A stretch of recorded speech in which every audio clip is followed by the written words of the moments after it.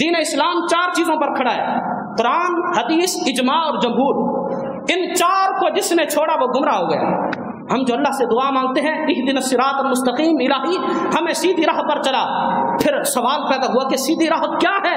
خود اللہ جواب دے رہا ہے، صراط الذین انعمت علیہم، راہ مستقیم ان لوگوں کی راہ ہے جن پر اللہ کا انعام ہوا۔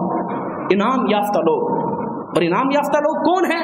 اس کی وضاحت بھی خود قرآن میں اللہ تبارک و تعالی نے فرمائی، انعم اللہ علیہم من النبیین والصدیقین والشہداء والصالحین۔ چار لوگوں کا ذکر ہوا، انعم اللہ علیہم من النبیین، انعام یافتہ لوگ کون ہیں؟ انبیاء ہیں، والصدیقین اور صدیقین ہیں، والشہداء اور شہداء ہیں، والصالحین اور صالحین نیک لوگ۔ ان پانچ لوگوں کی راہ پر، چار لوگوں کی راہ پر جو چلتا ہے وہ انعام یافتہ لوگوں کی راہ پر ہے، اور انعام یافتہ لوگوں کی راہ ہی صراط مستقیم ہے۔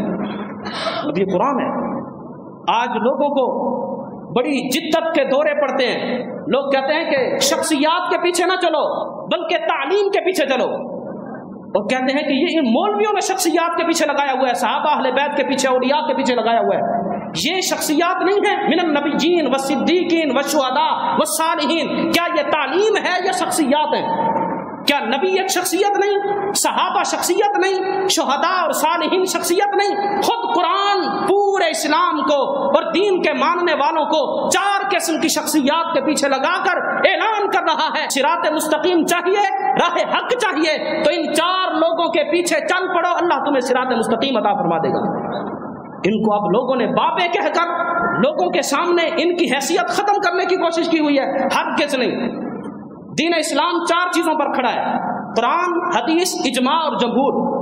ان چار کو جس نے چھوڑا وہ گمراہ ہو گیا۔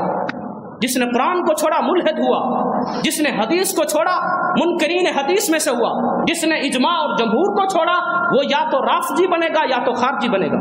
اہل سنت کی راہ یہ ہے کہ ہم قرآن کو بھی مانتے ہیں، حدیث کو بھی مانتے ہیں، امت کے اجماع کو بھی مانتے ہیں۔